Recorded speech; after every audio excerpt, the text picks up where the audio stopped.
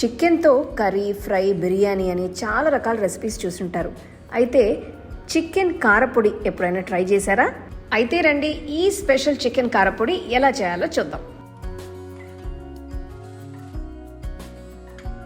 ఈ రెసిపీకి నేను 1/2 kilo boneless chicken ముక్కలు తీసుకున్నాను. ఇప్పుడు ఇందులో 1/2 టీ స్పూన్ ఉప్పు, చిటికెడు పసుపు, 1/2 టీ స్పూన్ కారం వేసి కలుపుకోవాలి. ఈ సింపుల్ మ్యారినేషన్ వల్ల మన మసాలా అంతా కూడా చికెన్ ముక్కలకి బాగా పట్టి మంచి టేస్ట్ వస్తుంది. ఇప్పుడు వెడల్పాంటి కడాయిలో డీప్ ఫ్రై కోసం నూనె తీసుకొని కాగనివ్వాలి. చూడండి, నూనె వేడైన తర్వాత ఇందులో ఒక పెద్ద ఉల్లిపాయ సన్నగా తరిగి వేసుకోవాలి. ఉల్లిపాయలు ఓపిక్గా క్రిస్పీగా గోల్డెన్ బ్రౌన్ కలర్లోకి వచ్చేంత వరకు వేయించాలి. ఈ ఫ్రైడ్ ఆనియన్స్ మన చికెన్ కారపొడికి ఒక మంచి ఫ్లేవర్, అలానే కాస్త తీపిదనం ఇస్తాయి. చూడండి, ఉల్లిపాయలు వేగిపోయాయి, తీసి పక్కన పెట్టుకుందాం. తర్వాత వెల్లుల్లి రెబ్బలు వేయించుకోవాలి. ఇక్కడ ఒక వెల్లుల్లిపాయ మొత్తం తీసుకొని వీటికి తోలు తీసి క్రిస్పీగా అయ్యేంత వరకు వేయించుకోవాలి. ఈ వెల్లుల్లి రెబ్బలు మన రెసిపీకి చాలా ముఖ్యం. ఇవి మన పొడికి ఒక మంచి రుచిస్తాయి. ఒకవేళ మీకు వెల్లుల్లి ఇష్టం అనుకుంటే స్ట్రాంగ్ ఫ్లేవర్ కోసం ఇంకొన్ని వెల్లుల్లి రెబ్బలు వేసుకోవచ్చు. చూడండి, వెల్లుల్లి రెబ్బలు కూడా వేగిపోయాయి. వీటిని కూడా తీసి ఉల్లిపాయలతో పాటు పక్కన పెట్టుకుందాం. ఇప్పుడు లో ఫ్లేమ్లో పెట్టుకుని 6 ఎండుమిరపకాయలని వేయించాలి. ఇక్కడ నేను ఎండుమిరపకాయల్లో గింజలు బయటికి రాకుండా ఉండటం కోసం కాడలు తీయకుండా వేయించుతున్నాను. నేను తీసుకున్న ఎండుమిరపకాయలు కాస్త కారంగా ఉంటాయి, అందుకే నేను 6 మాత్రమే తీసుకున్నాను. ఒకవేళ మీరు కారం ఎక్కువగా తింటారు అనుకుంటే రుచికి తగ్గట్టు ఎండుమిరపకాయలని వేసుకోవచ్చు. జాగ్రత్తగా వేపుకొని నూనె నుంచి తీసి పక్కన పెట్టుకోవాలి. ఇప్పుడు అదే కడాయిలో మ్యారినేట్ చేసుకున్న చికెన్ ముక్కలను వేసి ఫ్రై చేసుకోవాలి. అన్నీ ఒక్కసారి కాకుండా బ్యాచెస్లో వేసుకోండి, అప్పుడు సమంగా వేగుతాయి. మంటను మీడియం లో ఫ్లేమ్లో ఉంచి చికెన్ని నెమ్మదిగా బయట కరకరలాడుతూ వేయించాలి. ఇప్పుడు చూడండి, చికెన్ పర్ఫెక్ట్గా ఫ్రై అయింది. ముక్కల్ని తీసుకొని పక్కన పెట్టుకుందాం.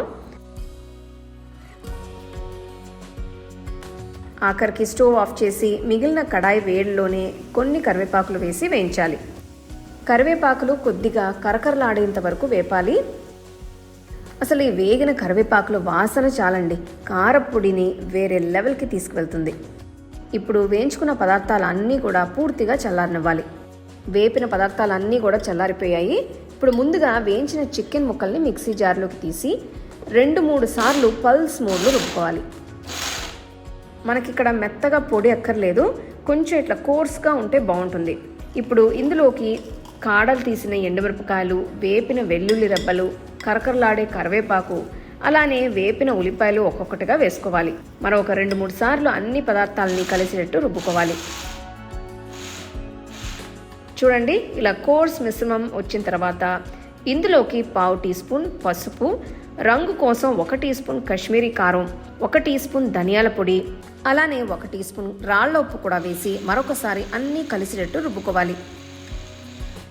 మీరు మిక్సీ జార్ మూత తీయగానే మీకు ఆ వేయించిన చికెన్, వెల్లుల్లి, ఉల్లిపాయలు, అలానే ఆ మసాలాల వాసనతో మీ కిచెన్ అంతా కూడా నిండిపోతుంది. ఈ చికెన్ కారం పొడి మంచి రుచులతో కలిసింది కాబట్టి చాలా మీల్స్కి పర్ఫెక్ట్ సైడ్ డిష్గా సెట్ అవుతుంది. చేసిన తర్వాత తప్పకుండా ఫ్రిడ్జ్లో ఉంచి స్టోర్ చేసుకోండి. మీరు 3 నుంచి 4 రోజుల వరకు స్టోర్ చేసుకుని ఎంజాయ్ చేయొచ్చు.